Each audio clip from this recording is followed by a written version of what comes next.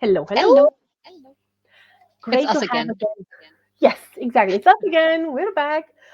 Today in white. Um, Yes, we somehow we managed to coordinate without coordinating, and we're but it's working even though it's a holiday today in Germany. yes, indeed. And I think the part that I enjoy the most is that we can have these conversations on a regular basis, and we don't need like hours of planning. And Fuck I think no. I said that.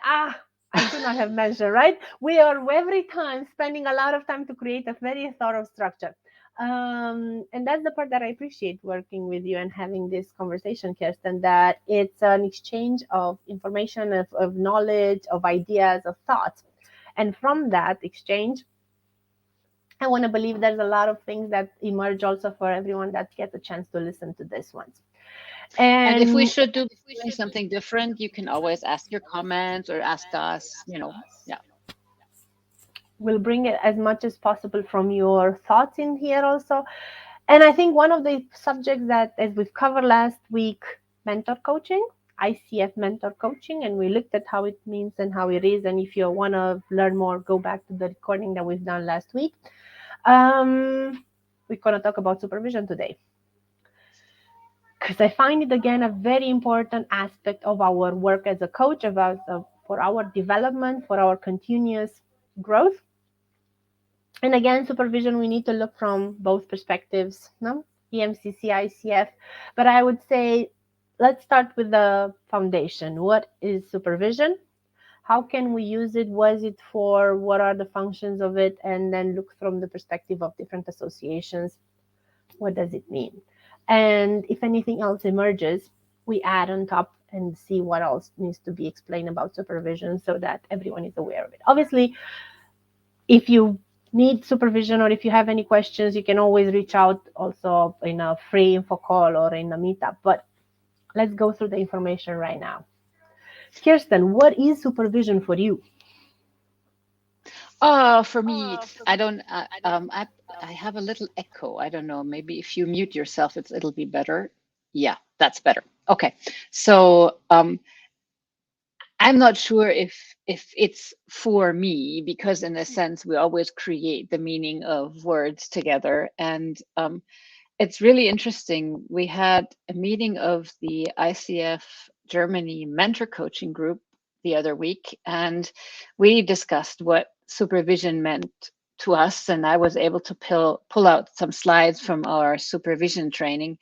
And in a sense, I think you could define supervision at, I mean, there are many, many different definitions in the literature, but what is, I think, overall, people agree on are the functions of supervision. So it's a conversation between a senior practitioner and a more junior practitioner in coaching supervision of coaching, but it could be supervision, leadership supervision, could be, you have many different types of supervision. And it's a senior practitioner is helping or is collaborating, co-constructing with a junior practitioner and offers a space so that the junior practitioner can reflect on their experiences, can grow, can discuss how they want to develop. So I think one of the functions of supervision is helping a practitioner develop. The next function of supervision could be if there are any emotional issues arising from the practitioner's practice. So, for example, in medical supervision or in nursing supervision, sometimes you have hard things that you need to come to terms with. And then the supervisor will offer this space so that you can become more resilient or tap into your resilience. And then, so it's developmental, it's restorative. Um, it could also be about your business, although not a lot of people include that. But there are some that also include planning and business development into coaching supervision. I think that's more, for me, that's a different topic. Um, and another part is case supervision. So you bring in a case and you discuss that case with a supervisor. And in that definition, actually, ICF mentor coaching would be a subset of supervision. So where you're listening to a recording together. Um, and I think that for me, that would make the most sense. Say there is supervision and mentoring. Mentoring is a similar thing as supervision, but doesn't have this quality aspect attached to it as much. And uh, ICF mentoring is a subset of supervision. So, but it doesn't really make any difference because I think the most important thing for anyone to who is thinking about supervision is how do I find the right supervisor? What am I? What do I want to? What do I want to use supervision for? Um, because with as with anything, if you come into a supervision session unprepared and you don't know what you want to be using this for, you will not be able to get the same value out of it as if you've maybe uh, under the shower or taking a walk or whatever you cooking or something, whenever you do your thinking, think about what it is that you want from a supervision session. Mhm. Thank you for that. And I think the last part that you mentioned here helps me also bring it in connection with reflective practice, because I think that's the part that we do on our own. We i, I want to believe, or I at least know for sure that I do, but once I finish a coaching conversation, I always try to reflect and think about, how did this work, what was it useful that I've done, what is it that could be improved, and all of those questions around. And I think that's the part of that reflective practice, that if you want to have questions from the outside, maybe questions that would challenge you more, that's the moment when you take a case into supervision and say, that's how far I've got. Yeah. Now, you, dear supervisor, help me a bit here. How do I get further? And And you I, know what? Oftentimes it's also your own feeling of a, a quality check. So a lot of my supervision sessions are people coming thinking, I'm not so super comfortable with how I handled that. And then there are self doubts, which are not helpful in coaching.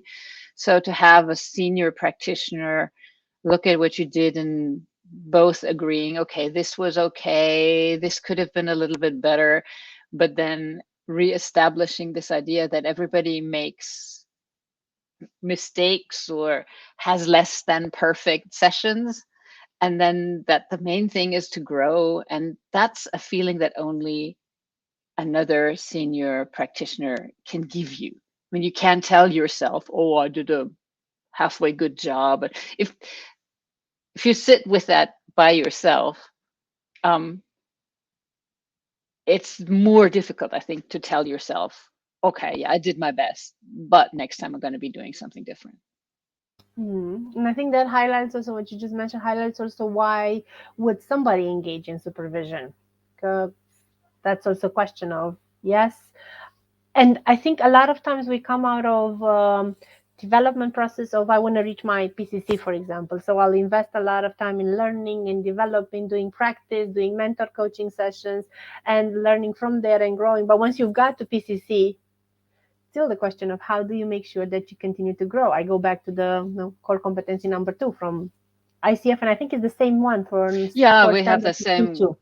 in core standards. We have evaluates and engages and develops. So I think um, I don't know what the Association for Coaching is saying about that, but I know that ICF and EMCC agree that this is crucial. And it's not only ICF and EMCC. I think the study of how does someone become excellent by Anders Ericsson, or the psychotherapy material that is available with Scott Miller and the bunch that's involved in feedback informed treatment, really agree. It's about reflective and deliberate practice. And I think if supervision is only about only about this restorative function, then obviously you're not going to grow. But if you're going through a hard time, that's what you need to use it for. Um, I think there is one form of supervision that's not so super useful, which is the supervisor and the supervision client hypothesizing about clients. And I think that's been proven to be absolutely useless. And please correct me if I'm wrong, but the client isn't there. And then both of you are talking about the client rather than talking about you as a practitioner. So if you find yourself in a supervision session where your supervisor is inviting you to talk about the client in the sense of analyzing the client, I would mention that I would rather do something else. And if the supervisor insists, I would probably find a different supervisor. And I think that the next thing that's really important when you pick one is that you really like this person. It needs to be someone who you respect, who you like, who can create this developmental and safe space for you where it doesn't help when you have a supervisor and then the supervisor says something and you start developing all the ideas why this is not correct or why you are right or something. Uh, it's not so helpful. And so if you really like your supervisor, I think that's a plus. And if you respect them and if you know that you'll listen to their feedback and yeah, if not, don't do it. It's worth waste of money. Yeah. And I do recall having a conversation on supervision on an event from EMCC Romania and ICF Romania, and there was somebody that said, if you don't feel like it's going to bring you something, just better don't engage in it. Or go first of all and understand how and what do you need. Like you said, first define why are you going in there. What are the things that you would need to discuss, and after that, take the step of engaging. You just And have a project. It's like, okay, I am not good at this. So this is what I want to develop. Or I am not really great with male clients in their 50s, maybe. So, and I want to be. Or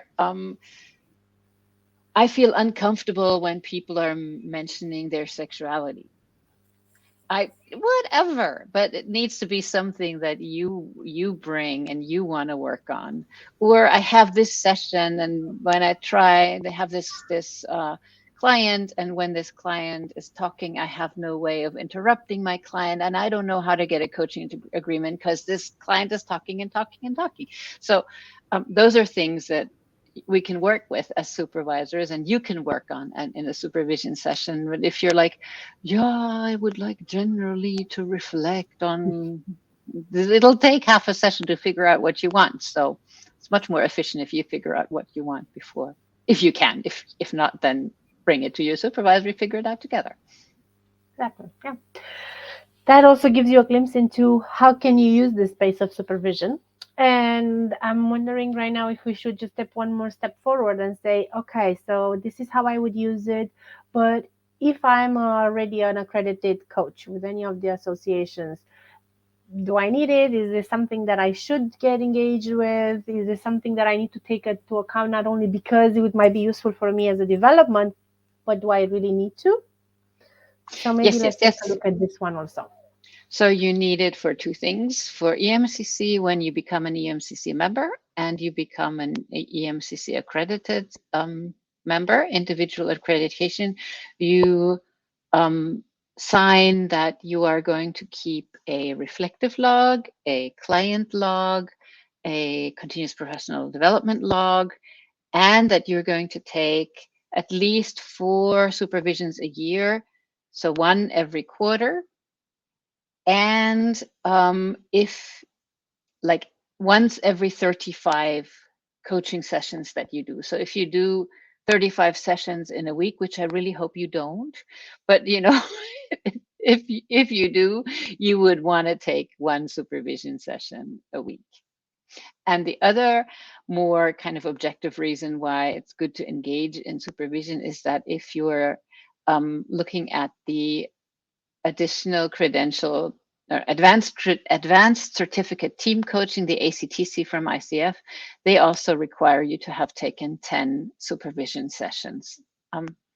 And that brings me maybe to our next and last point. I don't know, is if you want to become a supervisor, you can see that this is going to be a market.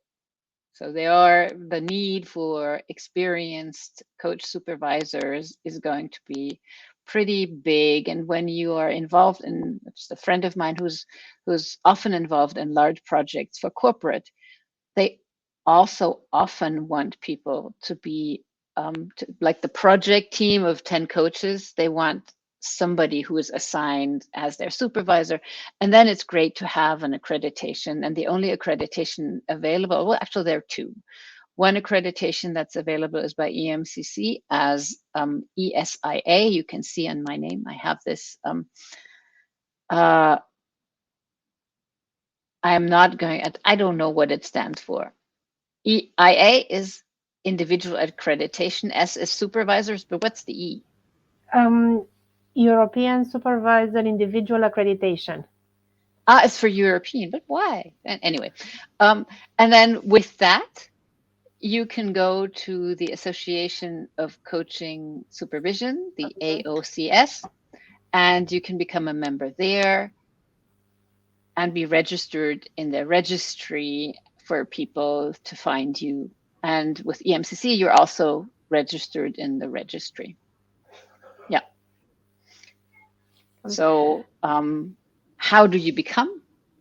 No, go, How do you become? Christine. Okay, I take the cue. How do you become? Obviously, you know about Solutions Academy. Solutions Academy would definitely that one-stop online shop because we also have supervision. So we have a course that gets you to your accreditation as a supervisor, helps you first of all obviously learn and understand different way of doing supervision. What is it? Definition, standards. By the way, we definitely look into the standards, as I know that that's an important component of your development to know what you're like adhering to.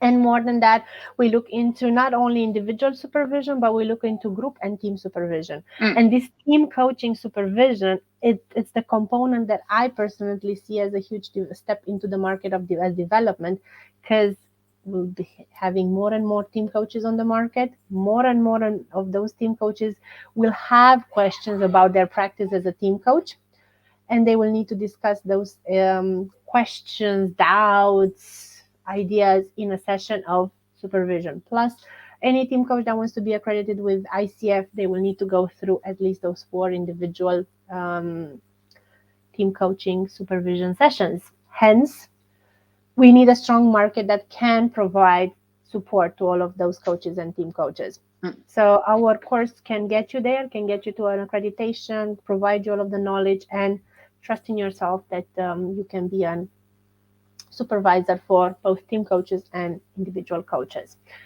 More than that, I think it's important to know about not only that we get you to an accreditation with the MCC, but that we had a partner with the Association of Coaching Supervisions. So hence also there you can become a member. We recommend you become a member and you get a lot of benefits. One thing that I appreciate from that partnership, Kirsten, and I think they have a meeting at the end of this week, Friday, if I'm not mistaken, is that they have a co-supervision space where you can see different models, you can engage and you can practice.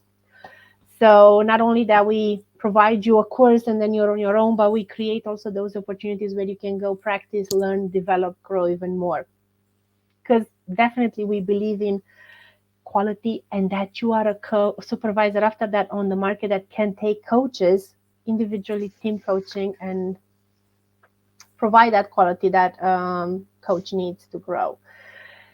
And those courses are not only in English. So if you are looking for a supervision course that it's in German, there in the corner says Solutions Academy. Put a info call or an appointment, an email, something. We'll tell you when is the next one. Romanian also, Italian we can generate, and I think we can accommodate also other languages like Spanish and Polish, Spanish, Polish, we Chinese. can do Chinese, and maybe new thing developing in Arabic. Yeah, So yeah, we can and it's definitely accommodate. And it's a fun course, but we don't want this to be a commercial break. So if you need anything around coaching supervision, just drop us a note. Or if you just need a supervision session to test and figure out what is it and if it's for you, just do that. Book one of our Yeah. supervisors, and what you will see is that most of our supervisors, they are accredited with the MCC. Hence, Yeah. what they provide, it is at that level of quality and strong level of competence. Take a session, figure out if this is something that you want to engage further as a coach or a team coach, and then would provide you a growth path. As Kirsten said, it's not something that you should do every week. Depends on the level of your coaching practice. And I would really raise another thing that came to my mind, Kirsten, when you said it earlier around how many hours do you put into a week. I would really raise this as something to reflect upon when it comes of with working with different coaching platforms, and the amount of coaching supervision that you should engage in such a way that also when you're working with different providers, that you maintain knowingly for yourself and also for the clients that are coming from those coaching platforms a certain level of quality. So definitely find it important. Also, in the light of, I know that we had a conversation, ICF Germany generated a space for engaging with different platforms, and supervision was definitely one of those important topics on the list. So Goody good, I I think. think that's what we had. So summary definition you have we have covered. We have looked at the functions. We have looked at why you should engage in supervision. What can it bring you? How is it different from ICF mentor coaching and mentoring, obviously? And most importantly, we looked also at the perspective of why would you be needing this, and how is the market developing, and what does it take for you to become a supervisor. Thank you so much, Kirsten. If there's any other comments, questions, or any other things, you know where to reach us. And we see each other next week. I think next week, if I'm not mistaken, we'll actually have a guest. Ah, So we leave it like that, and let's see what appears next week.